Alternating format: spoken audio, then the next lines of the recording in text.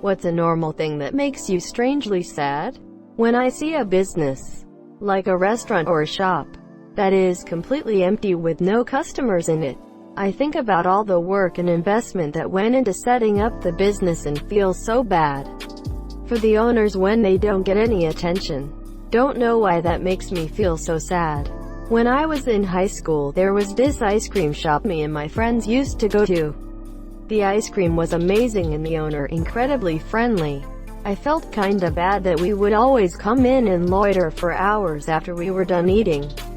But one time the owner thanked us because he felt like it let other people know they were open and encouraged them to come in, since the place was usually empty. I was pretty sad when it closed. When an old person is walking around alone, makes me wonder if they have anybody in their life. I used to work at a restaurant and this older person would come in once a week. Usually on Monday if I remember right. They always ordered 2 drinks and 2 specials. They would eat theirs, leave the other meal and drink untouched, and always decline to have the other meal boxed up. We all found it incredibly sad to see that older person who was obviously lonely. Edit because grammar. Very similar story here. Actually, one of the only guests I think about from time to time now. Except the guy was definitely my age. Under 30. Like this was a guy who could have probably played on the same soccer team or something with me. Or graduated the same year. So when I brought him 2 meals I figured he was meeting with someone and ordering for the monsieur. When he finished he quietly asked to pay for both. I made a backhanded comment saying, "Oh, I wouldn't make you pay for that meal if someone showed you up." He just gave me this really sad smile and said his girlfriend had just died and he didn't know where else he wanted to be at the time and just wanted to pretend to share a meal with her. Can't beat everything on the spot for him. But damn, it really hit me that it's not just older people who do that stuff. Edit. Phone typo. The passage of time. You know you're growing up when Pink Floyd's Time stops sounding like just a cool song and starts inducing existential panic attacks. A shopping street with a lot of permanently closed stores. Just so you know, sometimes businesses just shut down. I know of some people who closed their business because they didn't enjoy it anymore, were heading towards bankruptcy and were completely fine with it. It's part of the risk you take. Also, sometimes people retire and if they can't find anyone to sell their business to, that's fine by the monsieur. Probably doesn't hold for all of them, but in my experience entrepreneurs are pretty chill about going out of business if it happens. Listening to music from a few years ago, it reminds me of the times I was a kid. Seeing all my friends posting pics of their families and kids on social media. I don't necessarily want kids. I'm not sure I even want a spouse. But sometimes seeing it all fills me with a strange sadness. I think so much of it is growing up. It was something expected of me, not a desire. So I feel I'm letting my family down or something. Dunno. Watching old videos of me when I was a kid, I just feel like I'm so old now. I'm not, and time just won't slow down.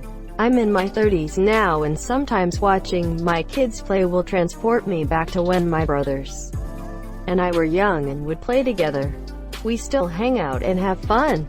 But it makes me sad that we'll never spend another bedtime delaying sleep by farting around, simultaneously having the most fun and also pissing our parents off. My kids have a trundle bed so when they're supposed to be asleep and I hear that loud ass giggling, I know they're farting around like we used to. It makes me happy and sad at the same time. When a good book series ends, I feel like I'm losing friends. Finding photos. Every now and then I'll buy a second-hand book and someone will have slipped a photo inside. I assume either for safekeeping or to use as a bookmark. They're never super old photos, and they never seem super precious. But that person in the photo is a person. You know, sometime in the past, someone decided that the sight of that smiling little kid at the foot of a slide on a summer's day was something they wanted a memory of. Maybe that kid's still out there somewhere. Maybe he grew up and he's about my age. Maybe he didn't. Maybe he's an asshole. I don't know, but someone wanted a picture of him. And now they don't have that picture anymore. And what do you even do with a photo? You can't throw it out, because that seems rude. You can't return the photo to the owner with a "here, you forgot this," because you don't know who they are. So you keep it inside the book it came in, waiting until the day you forget it's there and have it clear out and the book goes back to a charity shop maybe hundreds of miles away.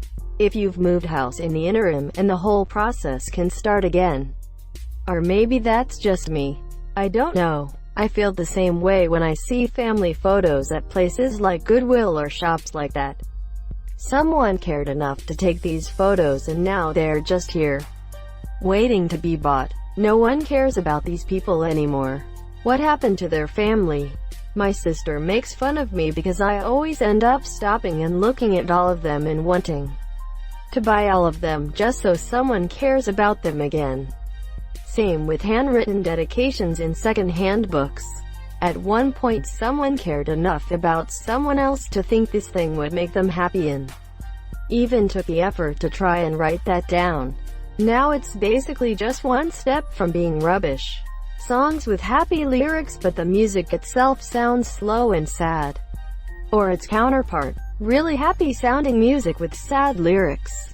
Edit. A lot of these songs I've heard of, but there's plenty mentioned that I haven't. Thanks for the new music, everyone. Seeing a creature with low IQ punished that doesn't understand it is being punished or why people should educate themselves more about raising animals. I was too young when I had my dog to understand my parents were punishing it wrong. It was a good dog, but sometimes she'd escape to go to my grandparents where she partially grew up. When she came back by herself, my parents would punish her. Damn. This. For me it's dogs. The dog doesn't understand morals. It doesn't know that eating the trash makes its family upset. So when you come home and beat your dog because they ate the trash, they don't understand, I ate trash and that's bad and that's why I'm being punished. They just understand there's trash on the floor. And when that happens I get hit. They can't connect those events that took place hours apart. They don't understand it's because they put the trash on the floor. Seeing the empty space on the couch reminds me of all the people who I used to see, now no longer in my life. Get you one of those carnival toys, like the giant stuffed animals, and put it on the couch. Then it won't make you sad anymore. Ooh, monsieur, fuck those boring space-wasting people. You have a 6-foot-tall dragon on your couch. People falling out, especially long-term friends. I know it's a part of being human, and that not everyone gets along all the time. But it hurts watching relationships crumble in just a second. I thrift books a lot, and it always makes me so sad to see ones that are signed from a relative with things like, "I love this and thought of you. I hope you like it. Mom." Red heart makes me wonder why they got rid of it, if they ever read it. I've had a full-color hardcover atlas since I was a kid. It was really expensive back in the early 90s when we bought it.